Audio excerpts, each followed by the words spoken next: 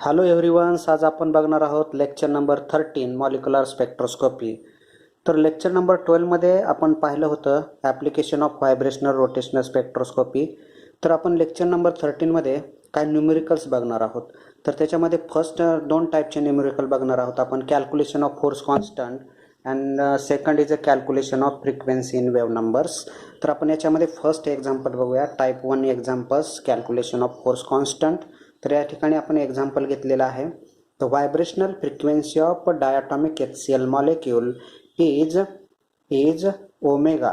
Vibrational frequency is equal to 2 into 10 raised to 14 per second. Calculate the force constant of bond. Calculate the force constant of bond. आपल्याला force constant k is equal to calculate करायचं आहे. तर given value दिलेले आहेत. एचचे atomic mass number 1 आहे, क्लोरीनचं 35.5 हे दिलेलं आहे. त्यानंतर Avogadro's number Na is equal to 6.023 into 10 raise to 23 हे दिलेलं आहे. वेलॉसिटी ऑफ लाईट दिलेली आहे आपल्याला 3.0 into 10 raise to 8 metre per second. तर या सर्व व्हॅल्यू आपल्याला दिलेल्या आहेत. तर फोर्स कॉन्स्टंट काढण्याचा आपला फॉर्म्युला आहे, फोर्स कॉन्स्टंट काढण्याचा फॉर्म्युला आपला आहे के is equal to 4 pi square omega bar square c square mu हा आपला फॉर्म्युला आहे.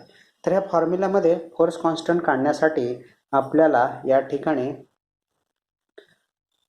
ही फोर्थ नंबर आहे, पायची व्हॅल्यू माहीत असते 3.14. त्यानंतर ओमेगा बारची व्हॅल्यू काढावं लागेल. वेलॉसिटी ऑफ लाईट या ठिकाणी दिलेला आहे आणि रिड्युस्ड मास एक काढावं लागेल. तर सुरुवातीला आपण काय करूया, ओमेगा बारची व्हॅल्यू काढूया. Omega bar is equal to omega upon c. म्हणजे ओमेगाची व्हॅल्यू आपल्याला या ठिकाणी दिलेली आहे. ओमेगाची व्हॅल्यू किती आहे, ओमेगाची 2 into 10 raise to 14 per second ही त्याची व्हॅल्यू आहे. तर आपण ती व्हॅल्यू काढू शकतो. ओमेगाची व्हॅल्यू किती आहे, 2 into 10 raise to 14 upon velocity of light किती आहे या ठिकाणी 3.0 into 10 raise to 8 metre per second. तर आपण याचं जर आपण डिवायडेशन केलं, हे सॉल्व्ह केलं, हे 10 रेज टू 8 पॉवर वरती गेल्यानंतर काय येणार, हे मायनस होईल. म्हणजेच काय येणार 2/3 इंटू 10 रेज टू 6 बरोबर. 2/3 म्हणजेच काय 0.666 इंटू 10 रेज टू 6 बरोबर. म्हणजेच एक डेसिमल पुढे गेलं तर 6.666 इंटू 10 रेज टू 5. एक व्हॅल्यू कशाची आली आपली, ओमेगा बारची व्हॅल्यू आपण या ठिकाणी कॅल्क्युलेट केलेली आहे. ओमेगा बारची व्हॅल्यू आपण या ठिकाणी आता कॅल्क्युलेट केलेली आहे. त्यानंतर आपल्याला रिड्युस्ड मास काढायचा आहे, reduced mass of HCl molecule.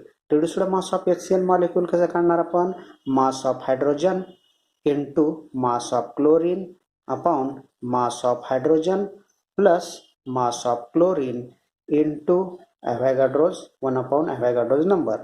तर mass of hydrogen 1 plus mass of chlorine 35.5 sorry या ठिकाणी इंटू आहे upon 1 plus 35.5 into 1 upon 6.023 into 10 raise to 23 बरोबर. तर या ठिकाणी आपण काढूया याचं समेशन, याचं multiplication 35.5 upon 36.5 into 6.023 into 10 raise to हे वरती गेल्यानंतर -23 येईल. हा जर पूर्ण फॅक्टर सॉल्व्ह केला, हे कॅल्क्युलेटरच्या सहाय्याने तुम्ही सॉल्व्ह करायचं आहे. तर मी डायरेक्ट या ठिकाणी आन्सर लिहितो. याचं काय येईल 0.1615 इंटू 10 रेज टू -23 बरोबर. म्हणजेच काय येणार 1.615 इंटू 10 रेज टू -24. एक डेसिमल आपण या ठिकाणी आलो तर या ठिकाणी 23चा 24 होईल. तर आपण ही व्हॅल्यू कशामध्ये आहे, ग्राममध्ये आहे. जर व्हॅल्यू आपण केजी मध्ये जर केली तर काय येणार, याचं केजी मध्ये व्हॅल्यू 1 या ठिकाणी 6 आहे, 615 1.6 नाही बरोबर आहे, या ठिकाणी 1च आहे, 615 इंटू 10⁻⁻27 kg हा रिड्युस्ड मास ऑफ HCl ची व्हॅल्यू आलेली आहे. रिड्युस्ड मास ऑफ HCl ची आपल्याला व्हॅल्यू या ठिकाणी मिळालेली आहे. तर आपल्याला या फॉर्म्युल्यामध्ये फोर्स कॉन्स्टंट काढण्यासाठी आपल्याला आता सर्व व्हॅल्यू माहीत आहेत. तर फोर्स कॉन्स्टंटचा फॉर्म्युला काय आहे? 4π² omega bar square C square reduced mass. 4ची व्हॅल्यू किती? 4ची व्हॅल्यू 4 इंटू 3.14 याचा काय येणार? स्क्वेअर येणार. ओमेगा बारचा स्क्वेअर म्हणजेच काय येणार? 6.666 इंटू 10⁵ चा काय येणार? स्क्वेअर येणार. Into velocity of light 3.0 into 10⁸ ह्याचा पण काय येणार? स्क्वेअर येणार. इंटू रिड्युस्ड मास काय या ठिकाणी 1.615 इंटू 10⁻⁻27. बरोबर. या सगळ्या व्हॅल्यू या ठिकाणी ठेवलेल्या आहेत. आता आपण पॉवर सिम्प्लिफाय करूया. पॉवर सेपरेट काढून घ्या. हे 4 इंटू 3.14 स्क्वेअर इंटू 6.666 याचा स्क्वेअर इंटू 3.0 चा स्क्वेअर इंटू 1.615. बरोबर. या ठिकाणी स्क्वेअर कितीचा आहे? पॉवर बघा. आता पॉवर काय काय आहे या ठिकाणी? इंटू 10⁵ आलं इंटू 10⁸ 16 आलं. 10⁻16 इंटू या ठिकाणी 10⁻⁻27. बरोबर. तर बघूया आपण आता. पॉवर तर आपण सेपरेट काढलेली आहे. तर हा फॅक्टर लिहा. 4 into 3.14 raise to 2 into 6.666 raise to 2 into 3.0 square into 1.615 into आता पॉवर बघा. पॉवर 10⁻10 आणि 10⁻16 10⁻26 बरोबर. प्लस 26 मायनस 27 10⁻⁻1 आलं. या ठिकाणी काय आलं? 10⁻⁻1 आलं. 10⁻⁻1 आल्यानंतर हा जर आपण पूर्ण factor solve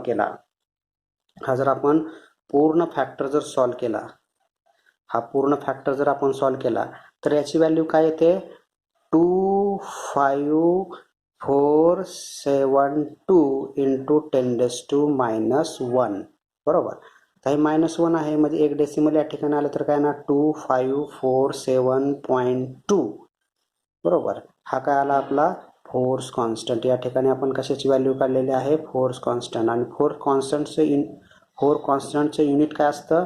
Newton per metre हे फोर्स कॉन्स्टंटचं युनिट असतं. तर या ठिकाणी आपण एक्झाम्पल टाईप 1 हे सॉल्व केलेलं आहे. म्हणजे जर आपल्याला एक्झाम्पलमध्ये व्हायब्रेशनल फ्रिक्वेन्सी दिलेली असेल, वेलॉसिटी ऑफ लाईट दिलेली असेल, त्या मॉलिक्यूलचा आपण रिड्युस्ड मास कॅल्क्युलेट करून त्या मॉलिक्यूलचा आपण फोर्स कॉन्स्टंट हा इझिली कॅल्क्युलेट करू शकतो. बरोबर. तर या ठिकाणी आपण हे टाईप 1चं एक्झाम्पल आपण पाहिलेलं आहे. त्यानंतर आपण एक्झाम्पलमध्ये टाईप 2 एक्झाम्पल्स आपण बघूया. Calculation of frequency in wave number हे टाईप 2 आपण बघूया. Next example type 2 example vibrational frequency of the molecule. Calculation of vibrational frequency of molecule. तर एक्झाम्पल या ठिकाणी दिलेलं आहे. The force constant of the HF bond is 9.7 into 10⁻² newton per metre. Calculate the vibrational frequency of molecules. म्हणजे आपल्याला या ठिकाणी force constant दिलेले. व्हॅल्यू कशाच दिलेली आहे? फोर्स कॉन्स्टंट किती आहे? 9.7 इंटू 10⁻² न्यूटन पर मीटर ही व्हॅल्यू आपल्याला या ठिकाणी दिलेली आहे. त्यानंतर कॅल्क्युलेट काय करायचं आपल्याला? Vibrational frequency of a molecule omega bar हे कॅल्क्युलेट आपल्याला करायचं आहे. त्यानंतर गिव्हन या ठिकाणी काय दिलेलं आहे? आणखीन गिव्हन व्हॅल्यू बघा. गिव्हन व्हॅल्यू काय दिलेली आहे या ठिकाणी? पायची व्हॅल्यू किती असते? 3.14. वी नो दॅट, सगळ्याला माहीत आहे. त्यानंतर हायड्रोजनचं मास हे किती असतं? 1 असतं. त्यानंतर फ्लोरीनचं मास हे किती असतं? फ्लोरीनचं मास हे 19 असतं. ॲटॉमिक नंबर 9 आणि मास नंबर 19. त्यानंतर फोर्स कॉन्स्टंट वगैरे दिलेला आहे. तर आपल्याला फॉर्म्युला माहीत आहे. फॉर्म्युला काय आहे याचा? Formula omega bar is equal to 1/2 pi c square root k upon mu, square root k upon mu. तर या फॉर्म्युल्यामध्ये आपल्याला सी म्हणजे वेलॉसिटी ऑफ लाईट किती असते? C is equal to velocity of light 3.0 into 10⁸ metre per second. त्यानंतर पायची value या ठिकाणी दिलेली आहे. त्यानंतर फोर्स कॉन्स्टंट या ठिकाणी दिलेला आहे. तर रिड्युस्ड मास आपल्याला माहित नाही, तर रिड्युस्ड मास आपल्याला काय करावं लागेल? कॅल्क्युलेट करावं लागेल. रिड्युस्ड मास ऑफ, पहिल्यांदा काय करावं लागेल आपल्याला? Reduced mass of HF molecule is equal to, molecule कोणता आहे? HF मॉलिक्यूल आहे. तर reduced mass of HF molecule is equal to mass of hydrogen into mass of fluorine upon mass of hydrogen plus mass of fluorine into Avogadro's number. तर यामध्ये mass of hydrogen 1 into 19 upon 1 plus 19 into 1 upon Avogadro's number 6.023 into 10⁻23. Avogadro's number किती असतो? Na is equal to Avogadro's number 6.023 into 10⁻23 per mole एवढा असतो, बरोबर. तर या ठिकाणी 19/20 इंटू 6.023 इंटू 10⁻23 वरती गेल्यानंतर काय येणार? -23 येईल. तर आपण हा जर फॅक्टर पूर्ण सॉल्व केला, तर याची व्हॅल्यू काय येईल बघा? याची व्हॅल्यू काय येणार? 0.1577. हा जर पूर्ण फॅक्टर सॉल्व केला तर इंटू 10⁻23. एक डेसिमल आपण पुढे गेल्यानंतर काय आला? 1.577 इंटू 10⁻24. हे कशामध्ये आलं? ग्राममध्ये आलं. हे कशामध्ये आलं? ग्राममध्ये आलं. तर आपल्याला काय करायचं आहे आता? याचं कन्व्हर्जन केजी मध्ये करायचं आहे. तर काय येणार? 1.577 इंटू 10⁻27 किलोग्राम. हे काय आलं? Reduced mass of HF molecule. या ठिकाणी आपण reduced mass of HF molecule हा आपण कॅल्क्युलेट केलेला आहे. तर आपल्याला फॉर्म्युला माहित आहे. फॉर्म्युला काय आपला? फॉर्म्युला या ठिकाणी ओमेगा बार 1/2 pi c square root k upon mu. के अपॉन म्यू हा कोणाचा आहे? HF मॉलिक्यूलचा आहे. तर या ठिकाणी आपल्याला सगळ्या व्हॅल्यू माहित आहेत, तर आपण त्या व्हॅल्यू या फॉर्म्युल्यामध्ये ठेवूया. तर omega bar is equal to 1/2 into 3.14 into velocity of light किती आहे? या ठिकाणी वेलॉसिटी ऑफ लाईट 3.0 इंटू 10⁸ ही वेलॉसिटी ऑफ लाईट आहे. Into square root reduced mass किती आहे या ठिकाणी? 9.7 इंटू 10⁻2 अपॉन रिड्युस्ड मास या ठिकाणी काय आला? 1.577 इंटू 10⁻27 बरोबर. तर या ठिकाणी बघा आता काय करू शकतो आपण? Omega bar is equal to, हा जो फॅक्टर आहे हा फॅक्टर आपण असाच ठेवूया. 1/2 इंटू 3.14 इंटू 3.0 इंटू 10⁻8 हा फॅक्टर आपण या ठिकाणी असाच ठेवलेला आहे, बरोबर. हा फॅक्टर असा ठेवल्यानंतर बघूया आपण या ठिकाणी हा स्क्वेअर रूट मधला फॅक्टर आपण सॉल्व्ह करूया. जर समजा आपण काय केलं, या ठिकाणी 97 व्हॅल्यू घेतली, या ठिकाणी काय घेतली आपण? 97 व्हॅल्यू घेतली. तर काय येणार? 10⁻2 काय येईल? 10⁻2 या ठिकाणी काय येईल? 1 येईल, बरोबर. आणि वरती गेल्यानंतर 10⁻1 आणि हे बघा कसं येईल. या ठिकाणी काय येईल? 97 बरोबर. 97 या ठिकाणी घेतलं आणि खाली 1.577 जर घेतलं तर या ठिकाणी हे -27 व्हॅल्यू वरती गेल्यानंतर +27 होईल आणि या ठिकाणी 1 म्हणजेच काय येणार? 10⁻28 बरोबर. 10⁻28 हे इंटू फॅक्टर आहे. त्यानंतर omega bar is equal to, हा फॅक्टर तसा लिहू 2 × 3.14 × 3.0 × 10⁸ हा फॅक्टर तसा ठेवला. त्यानंतर हे बाहेर काढल्यानंतर काय येणार 10⁻14 येईल बरोबर. 10⁻14 आल्यानंतर 10⁻14 आल्यानंतर हा स्क्वेअर रूट मधला जर फॅक्टर आपण सॉल्व्ह केला, हा स्क्वेअर रूट मधला फॅक्टर सॉल्व्ह केला तर त्याची व्हॅल्यू किती येईल 7.8427. ही तुम्ही सॉल्व्ह करून बघायचं. स्क्वेअर रूट मधला एवढाच फॅक्टर आणि 10⁻28 आपण स्क्वेअर रूटच्या बाहेर काढले 10⁻14 आलेला आहे. म्हणजेच या ठिकाणी काय आलेला आहे बघा, omega bar is equal to, हा फॅक्टर वर आहे म्हणजे 7.8427 × 10⁻14 अपॉन 2 × 3.14 × 3.0 × 10⁸ बरोबर. तर या ठिकाणी 10⁸ हे वरती गेल्यानंतर काय होणार, 10⁸ हे वरती गेल्यानंतर काय होईल, 10⁸ हे वरती गेल्यानंतर काय होईल बघा, omega bar is equal to 7.8427 upon 2 × 3.14 × 3.0 × 10⁻, हे काय होईल 8 वरती गेल्यानंतर 10⁻14 - 8 6 10⁻6 येईल. आणि आता हा पूर्ण जर फॅक्टर आपण हा सॉल्व्ह केला, हा पूर्ण फॅक्टर जर सॉल्व्ह केला तर ह्याची व्हॅल्यू काय येईल, ह्याची व्हॅल्यू काय येईल बघा, ह्याची व्हॅल्यू 0.4160 × 10⁻6 आलेला आहे. म्हणजेच omega bar is equal to, एक डेसिमल गेल्यानंतर 4.160 × 10⁻5 पर मीटर. याचं युनिट काय असतं, पर मीटर हे असतं बरोबर. म्हणजे या ठिकाणी आपण काय कॅल्क्युलेट केलेलं आहे, frequency of vibrational frequency of molecule omega bar हे आपण या ठिकाणी कॅल्क्युलेट केलेलं आहे. तर हे कॅल्क्युलेशन जे आहे, कॅल्क्युलेशन एकदम इझी आहेत. हे तुम्ही कॅल्क्युलेशन तुम्ही करून पाहायचं आहे. कॅल्क्युलेशन तुम्ही करून पाहिल्यानंतर ही तुमची भरपूर प्रॅक्टिस होईल. तर प्रत्येक स्टेपचं तुम्ही कॅल्क्युलेशन हे करून पाहायचं आहे आणि हे आन्सर हे तुम्ही कॅल्क्युलेशन केल्यानंतर हे आन्सर बरोबर एवढं येईलच आपलं. तर आपण दोन टाईपचे एक्झाम्पल बघितलेले आहेत. फर्स्ट एक्झाम्पल बघितलं होतं कॅल्क्युलेशन ऑफ फोर्स कॉन्स्टंट आणि आपण सेकंड एक्झाम्पल या ठिकाणी बघितलेलं आहे calculation of vibrational frequency of molecules. Next point आहे स्ट्रक्चर ऑफ वॉटर मॉलिक्यूल. तर water molecule is a non linear molecule. Water molecule कसा आहे, non linear.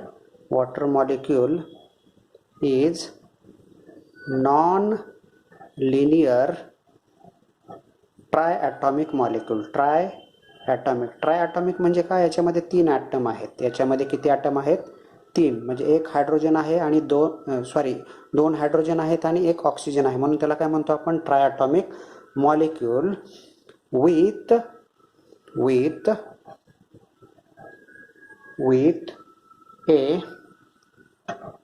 a bent structure, with a bent structure.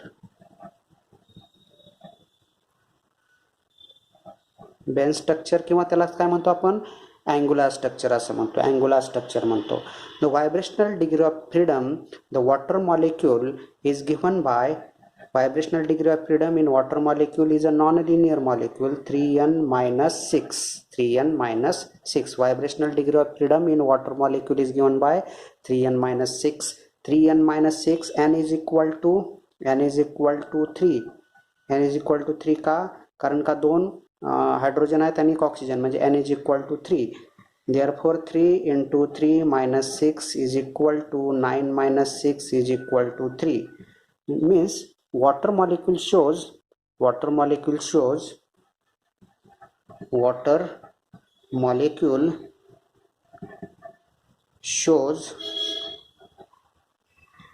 3 fundamental mode of vibration, 3 fundamental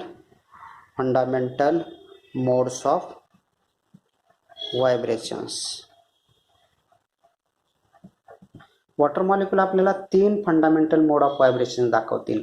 तर त्याच्यामध्ये symmetric stretching आणि bending. Symmetric stretching कसं दाखवू शकतो आपण, हा ऑक्सिजन, हा हायड्रोजन आणि हा हायड्रोजन. इन सिमेट्रिक स्ट्रेचिंग काय होणार, दोन्ही बॉन्ड काय होतील, ऑक्सिजनपासून दूर तरी जातील किंवा दोन्ही हायड्रोजन ऑक्सिजनकडे तरी येतील. दोन्ही हायड्रोजन काय होतील, ऑक्सिजनकडे तरी स्ट्रेच होतील. त्याला काय म्हणतो आपण, सिमेट्रिक स्ट्रेचिंग असं म्हणतो. Symmetric stretching vibration. Symmetric stretching vibrations value is 36352 per centimetre एवढी असते. त्यानंतर सेकंड स्ट्रेचिंग आहे. सेकंड स्ट्रेचिंग आहे ती असिमेट्रिक स्ट्रेचिंग. हा ऑक्सिजन, हायड्रोजन आणि हा हायड्रोजन. असिमेट्रिक स्ट्रेचिंगमध्ये काय होणार, एक molecule, one hydrogen atom goes toward oxygen and one hydrogen atoms goes away from oxygen atom. बरोबर, एक या दिशेने जाईल, एक ऑक्सिजनपासून दूर जाईल आणि एक मॉलिक्यूल ऑक्सिजनकडे जाईल. याला काय म्हणतो आपण, असिमेट्रिक स्ट्रेचिंग. असिमेट्रिक स्ट्रेचिंग असं म्हणतो. असिमेट्रिक स्ट्रेचिंग व्हॅल्यू किती असते, असिमेट्रिक स्ट्रेचिंग व्हॅल्यू 3756 सेंटीमीटर पर सेंटीमीटर एवढी असते. आणि ही काय होते आपलं symmetric stretching. Symmetric stretching. Symmetric stretching. And third structure of water molecule is bending. H. बरोबर. बेंडिंग म्हणजे काय, हे दोन्ही तरी अपवर्ड डिरेक्शनमध्ये असतील आणि हा काय असेल, डाऊनवर्ड डिरेक्शनने असेल. किंवा दुसरं काय असू शकतं, हा तरी काय असेल, अपवर्ड डिरेक्शनने असेल आणि हे दोन्ही काय असतील, डाऊनवर्ड डिरेक्शनने असतील. म्हणजेच त्यांच्यामध्ये काय होणार, बेंडिंग. ह्या स्ट्रक्चरला काय म्हणतो आपण, बेंडिंग स्ट्रक्चर असं म्हणतो. Bending structure. आणि बेंडिंग स्ट्रक्चर व्हॅल्यू किती असते, 1596 पर सेंटीमीटर एवढे असते. म्हणजे water molecule is a non linear triatomic molecule with the vibrational degree of freedom is 3. Vibrational degree of 3 means water molecule shows 3 fundamental mode of vibration. One is a symmetric stretching vibration, second is asymmetric stretching vibrations, and third is bending vibrations. In water molecule, the vibrational involve change in dipole moments. The dipole moments, change in dipole moments. The bond angle in water molecule, bond angle माहित आहे सगळ्या, we know that. bond angle in water molecule किती असतो, bond angle in water molecule 104.5 minute एवढा काय असतो त्याच्यामध्ये bond angle. The bond length of OH water bond length किती असणार याच्यामध्ये वॉटरमध्ये, बॉन्ड लेंथ इन H2O. म्हणजे कोणामध्ये बॉन्ड लेंथ असणार, OH मधली बॉन्ड लेंथ किती असते, ती OH मधली बॉन्ड लेंथ किती असते, 0.96 इंटू 10⁻⁻10 मीटर एवढी असते. तर हे आपण डिटेलमध्ये काय बघितलेलं आहे, स्ट्रक्चर ऑफ H2O मॉलिक्युल्स. हे काय बघितलं आपण, structure of H2O molecule. Structure of CO2 molecule. CO2 molecule is linear triatomic molecule.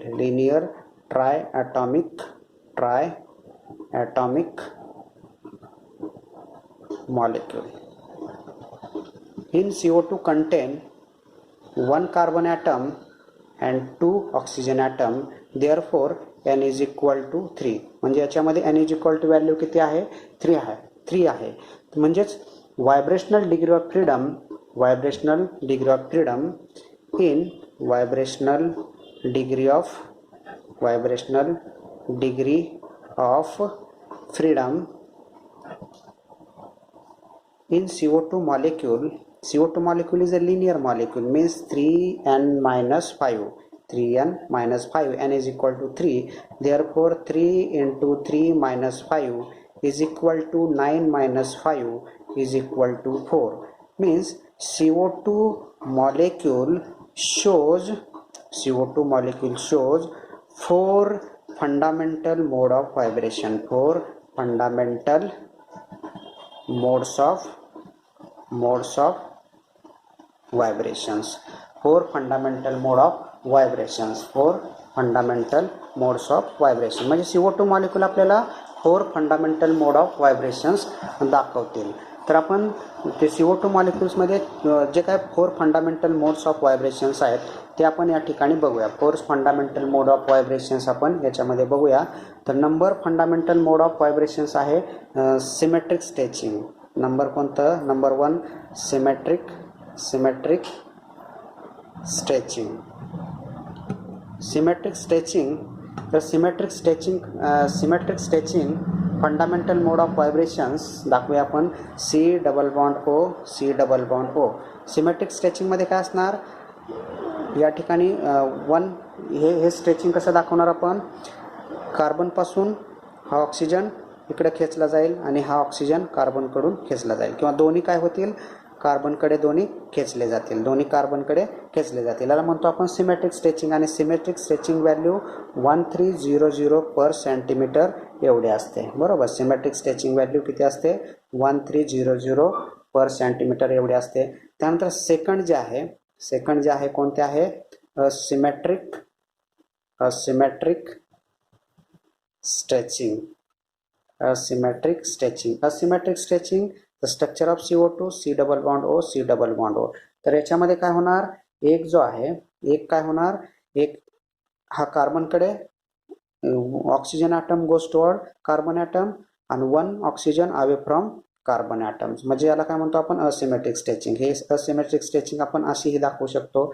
आणि the asymmetric stretching value in carbon dioxide molecule 2349 per centimetre एवढे असते. त्यानंतर थर्ड आहे बेंडिंग. आणि बेंडिंग किती असतात?